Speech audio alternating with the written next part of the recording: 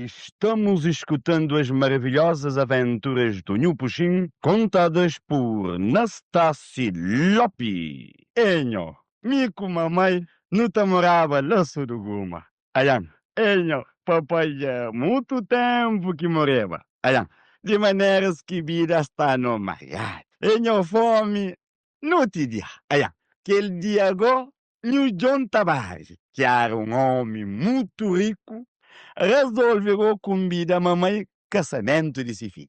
Aí, mamãe pegando na mão, vá comigo casamento. Enho forte festa, beijo. Enho mesa renqueado, se John Joduna, companheiro. Se mami próprio, primeiro curso aqui em hoje, naquele mês é pastel de milho. Enho forte gostava de pastel de milho. Um baixinho estava diante de tagare de pastel. E non birete pagnelso momo, momo. E non niemi pastel. E non niemi pastel gordura ta base pa canto il boc. E non cumi ma kin scinti proprio ma non cumi. Mamma e gostari che lo tu banda messa si tambe go con tagare pastel. Mamma i pastelli na ya banda li ya caba. I fuliam ma dos la di bubandala. Mamma e pagna dos pastele dange flan.